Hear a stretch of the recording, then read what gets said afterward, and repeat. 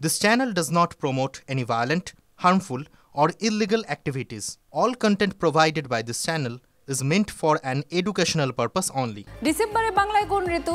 আবহাওয়া দপ্তরের নির্ঘণ্ট বলছে শীত পড়ুক না পড়ুক ওটা শীতকালই।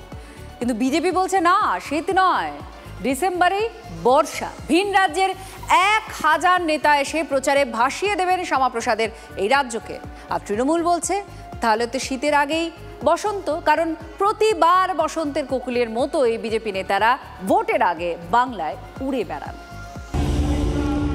ফুলবাড়ী শরীফে জেডিইউ প্রার্থীর জন্য প্রচার করেছেন লোক জনশক্তি পার্টি রামবিলাসের চিরাগ পাসওয়ান ও মহারাষ্ট্রের মুখ্যমন্ত্রী দেবেন্দ্র ফডনবিস। ভোটের এই নিখুঁত রসায়নেই বিহারে বিশাল জয় পেয়েছে বিজেপি। বিজেপি শাসিত প্রায় সব রাজ্যের মুখ্যমন্ত্রী প্রচার করেছেন বিহারে। দিল্লির রেখা গুপ্তা, উত্তরপ্রদেশের যোগী আদিত্যনাথ, মহারাষ্ট্রের দেবেন্দ্র ফডনবিসকে খুব কাছ থেকে দেখার সৌভাগ্য হয়েছে বিহারবাসীর। তাতে কাজও হয়েছে। জনপ্রিয় নেতারা প্রকাশ্যে প্রচার করেছেন, আর তলে তলে সংগঠন করেছেন দক্ষ সংগঠকরা, যেমন মহারাষ্ট্রের বিনোদ তাওড়ে। তিনি 3 বছর বিহারে পড়ে থেকে এনডিএর বিভিন্ন শরিকের দ্বন্দ্ব মিটিয়েছেন। বাংলায় নিচু স্তরের সংগঠনের জন্য প্রায় 1000 নেতাকে ময়দানে নামাচ্ছে বিজেপি। ডিসেম্বর থেকেই ভিন রাজ্যের সংগঠকরা বাংলায় নেমে পড়বেন পদ্ম চাষের প্রস্তুতিতে। মেদিনীপুর জোনের দায়িত্বে উত্তরপ্রদেশের জেপিএস রাঠোর, কলকাতা হিমাচলের এম সিদ্ধার্থন, কর্ণাটকের সিটি রবির দায়িত্বে। উত্তর 24 পরগনায় অন্ধ্রের এন মধুকর, উত্তরপ্রদেশের সুরেশ রানা, কৈলাস চৌধুরী, অনন্ত মিশ্রা, অরুণ বিন্নাদি, পবন রানাও।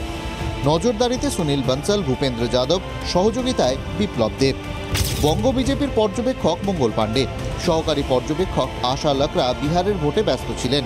তাঁরা রাজ্যে ফিরবেন। এর আগেরবার যখন ইলেকশন হয় না, তখন 300 জন এমপি এসেছিল।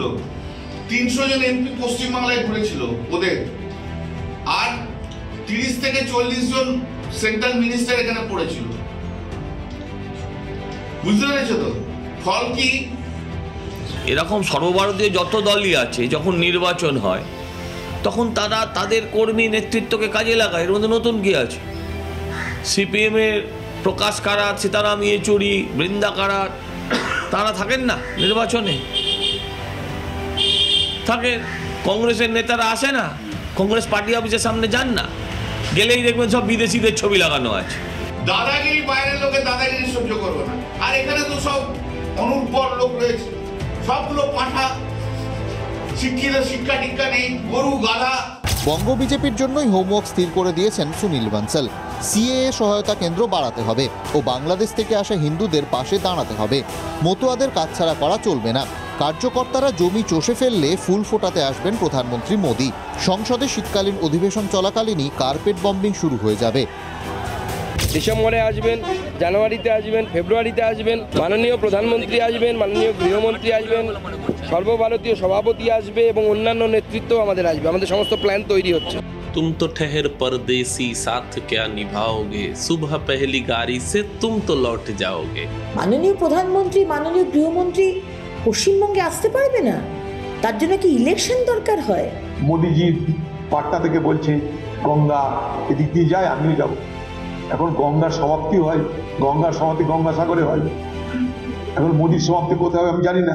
নরেন্দ্র মোদী আর অমিত শাহ বাংলার মাটিতে যে কটি বিধানসভা কেন্দ্রে জমিতে দাঁড়িয়ে জনসভা করবেন, সেই কটা বিধানসভাও তৃণমূল কংগ্রেসের প্রার্থীরা জিতে আসবেন এবার।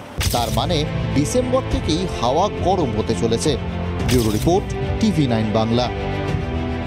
ট্রাম্প কোম্পানি কর্মী বিকাশ মজুমদারকে খুনের জন্য 20,000 টাকা সুপারি দেওয়া হয়েছিল। পুলিশের তদন্তে চাঞ্চল্যকর তথ্য উঠে এলো।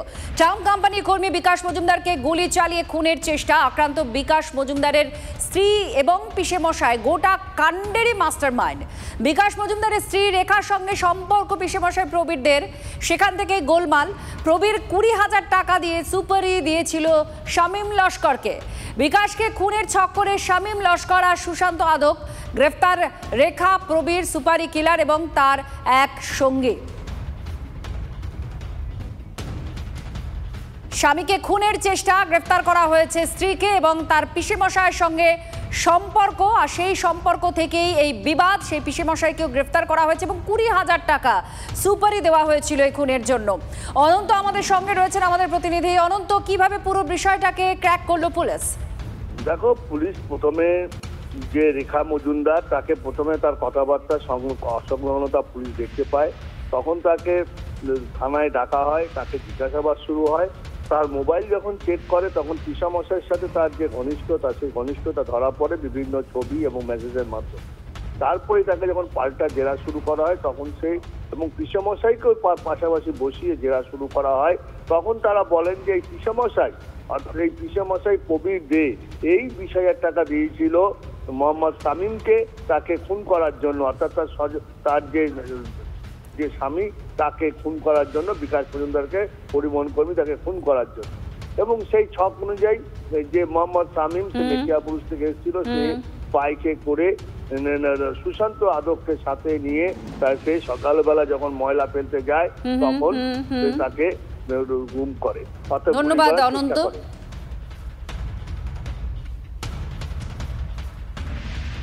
বয়স এই যাচ্ছে, ওয়াইফ অফ বিকাশ মজুমদার, রবীন্দ্রনগর ওনার বাড়ি আছে। সেকেন্ড যে আছে প্রদীপ দে, 63 ইয়ার্স এজ। থার্ড আছে সুশান্ত আদক, যে বাইক চালাচ্ছিল। আর যে পিছনে বসে গুলি করেছে মোহাম্মদ শামীম লস্কর, রেকি এখানে অবশ্যই ছিল। বেশ 5-7 দিন থেকে যে আমরা পেয়েছি কি রেকি আমরা একদম প্রাইমারি ইনভেস্টিগেশনে আছি। যদি আর কারো নাম বেরোবে আমরা অবশ্যই ওনাকে